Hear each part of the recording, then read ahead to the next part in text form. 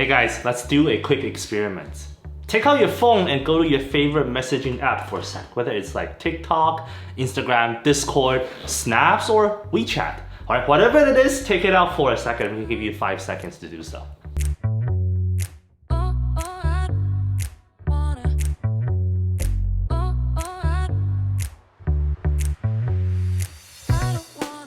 Okay, now scroll through your chat history. Do you see you have a lot of group chat? I'm sure you do. Now, let me ask you a question. What are those group chats for? Are they a study group? A music group? Church group? Basketball? Maybe it's a gossip group you have with your friends. Or are you just in a bunch of groups for no reason that you know of? Humans are social creatures, right? We like to form groups. Some groups exist for personal development, like maybe you are in DECA or HOSA or another school club. Some groups exist for fun, like your typical arts club, your volleyball team, maybe it's a group of friends that just enjoy K-pop. Some groups exist for a cause, and they're looking to accomplish something that is bigger than themselves. Maybe this is your student council, a volunteer group, a social activist group, or maybe it's your church group. We all need to belong to these different kinds of groups. There's a place for all of them in our life. But if you want to live a meaningful life, then you need to be involved in at least one organization where all these three things will come together. So within one group, you can grow as a person, you can have lots of fun with people, and you can be part of something that is bigger than yourself. You need to be part of an organization where all these three things are true at the same time. Now, brothers and sisters, that is what a fellowship is. So in the past 2 weeks, we've talked about the fellowship as a community that loves God, right? And also a community that serves others. Do you guys remember? Today, let's talk about a fellowship as a community on a mission. A community on a mission. But what is our mission? What is our mission? Let's read this Bible passage together about the Christian community. It's from 1 Peter chapter 2. You are a chosen race, a royal priesthood, a holy nation, a people for his own possession, that you may proclaim the excellencies of him who called you out of darkness into his marvelous light.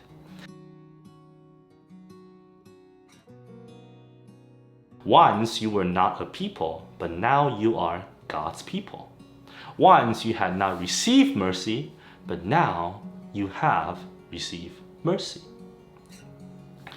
As a fellowship, we are the people of God, a group of people that exist for God. We all came from different backgrounds, but our lives converged when God called us out of our old life to form a brand new community. And this community is on a mission to proclaim what God has done in our life and to share the gospel with the world around us. Now let me make this really concrete for our young people. We gather for fellowship because we want to let the people in Toronto know that despite our history of failing to love God for who He is and to love others as ourselves, despite all the damages and trauma we've brought to this world for our failures to do those two things, God did not give up on us. Instead, He sent Jesus to die on the cross as reparation for all our failures, so we have a way to go back and become God's family once again. And as a child of God, we can experience an unfailing love, a secure identity, a power to break bad habits, and a way to eternal life.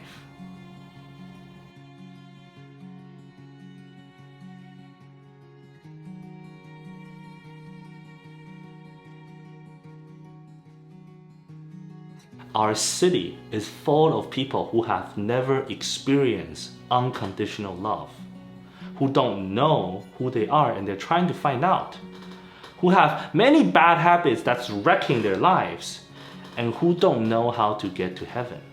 So as a fellowship, we are on the mission to share the message of the gospel with everyone who needs to hear it. Now, if you've been coming to church for a while, what I just shared is probably not new to you, right? Because we know that Jesus called us to share the gospel. But it's not that easy, right? Sharing the gospel is actually quite challenging. There are a lot of fears that we have to overcome. This is why the fellowship community is so important. Because whether you are a new Christian or maybe you're not a new Christian but you have trouble talking to others about Jesus, here in the fellowship, you can participate in God's mission when you build this community through loving God and serving others, and then you can participate in the mission when you invite your friends to come and see.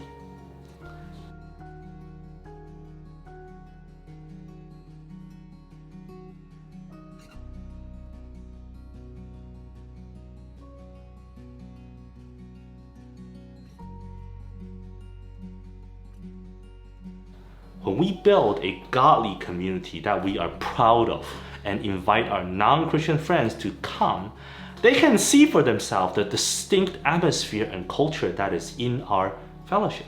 They can join the conversation about God that we have each week, right? The kind of deep and soul-changing conversation. And over time, people will open up their hearts to Jesus.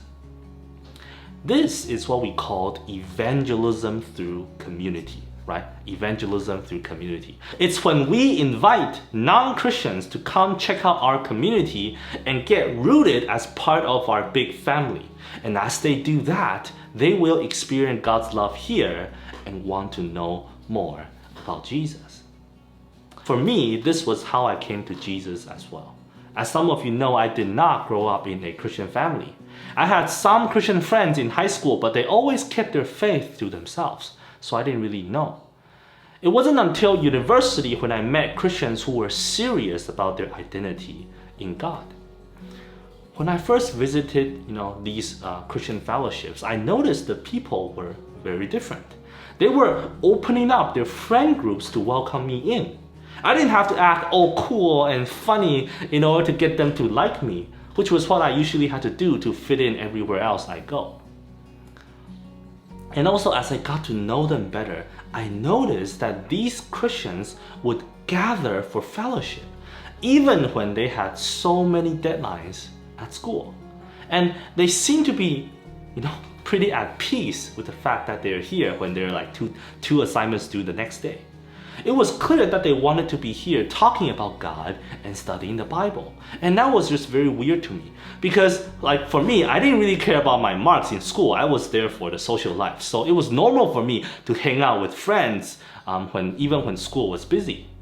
But these Christians in fellowship, as far as I could tell, care a lot about school, at least a lot more than I cared about school. And yet they made it a priority to manage their time well so they can devote this time to God each and every week. What intrigued me even more was in my conversation with the guys in fellowship, I noticed that they were just so different from my conversation with other guys in university. I don't know if it was just me, but whether it was in high school or university, whenever I was around a group of guys, we like to talk about girls, right? A lot. But to be honest, we didn't always talk about girls in a respectful manner. But these Christian guys were different. They never carried those attitudes. Even when no one is watching, they still talked about women in a respectful manner. Another thing that really surprised me was how these guys would talk about staying sexually pure and saving themselves for marriage. They will also hold each other accountable to not watch porn because it was so destructive to their soul, according to their belief. Now, as someone who didn't come from a Christian household, I was shocked at what I saw, when they were doing these things or talking about these things. But I was also at the same time very intrigued because for some reason, in a world where we are told to do whatever we want and just pursue our desires, these Christians clearly were empowered to live a different kind of life that I could not have lived, but actually wanted for myself. my story is not unique. A lot of non-Christians actually become Christians when they were exposed to people in fellowship who were serious about following Jesus. And that's why we want to build a godly fellowship together and then invite our friends to come and see. Right? Now let's talk about how you can respond in light of what we talked about.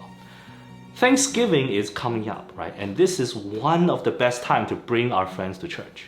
So if you're a fellowship leader, consider hosting an event where people can invite their friends. And if you are in youth, we have a ton of outreach activities coming up in October. And I want to ask you guys for 2 commitments, right? 2 commitments. First of all, participate and give it your all. Help us build a community that loves God and serves others. And secondly, I want to ask you guys to bring your non-Christian friends to come and see. Think about who could benefit from being in a fellowship like this, and then pray that God will give you the courage to invite them. This is evangelism through community, right? It's our mission this Thanksgiving. Let us be a community on mission for God.